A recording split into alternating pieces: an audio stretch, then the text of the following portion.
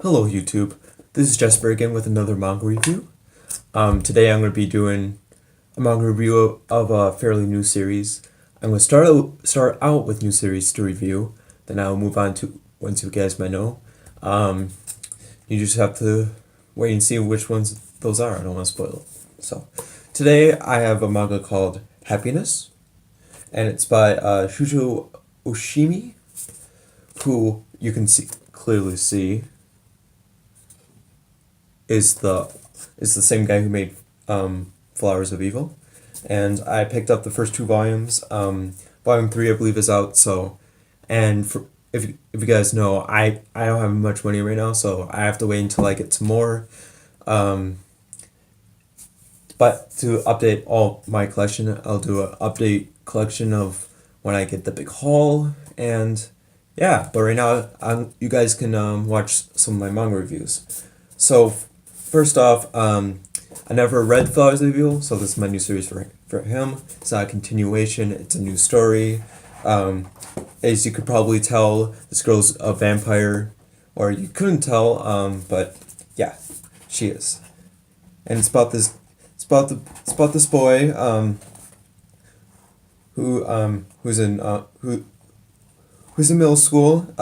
He gets attacked by this, like, this girl who's a vampire.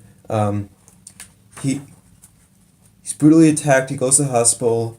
He has two bite marks on his neck, and then as he sees blood and stuff like nosebleeds and everything, or anything else, he gets the sensation or urges to sniff out where the blood is and stuff like that. So, it's a cool story.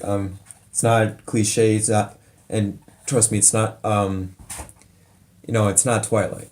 It doesn't have really two leads that aren't absolutely born or anything like that. So, and it goes between his classmates, what happens between them. In the first volume, he punches a guy who's mean to him in the nose. He bleeds, and he has that sensation like. I could probably show you a panel of when that happens, because then, yeah, like this. That is close.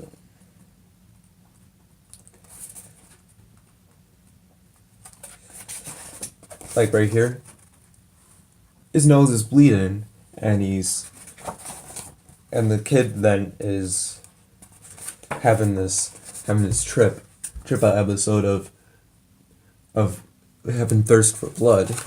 Um, he wants to. Then he has to pretty much wash it down with water to get the taste out of, which didn't really work. So then, later he goes into this raid. He has problems with controlling it. Overall, he seems pretty okay. Then at the end of the volume, he meets with these bullies, and then his powers are fully explored. He sees that he can actually travel at high distances, to adversaries and stuff. It continues in the second volume. And by the way, there's spoilers. I'm going to be talking mostly about the stuff that happens in the manga, showing the art.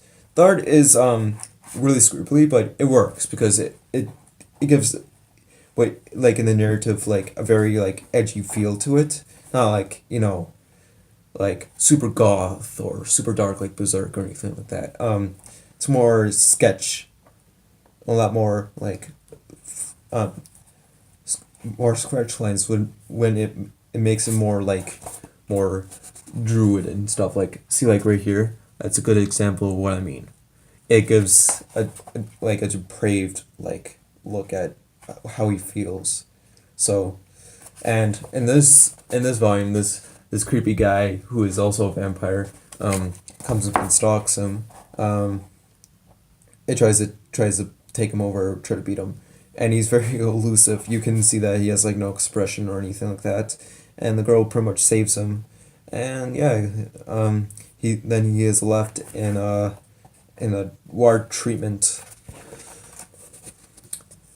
tower, pretty much with I believe the bullies, and yeah, so no remorse there. So I think that would be what I read so far. Overall, it's really good, really gripping. The art style works with the narrative and the overall feel of the story, and I would recommend it. I would give this manga a B plus. I usually give new series about usually around C to B, if and by the end I usually would bump that up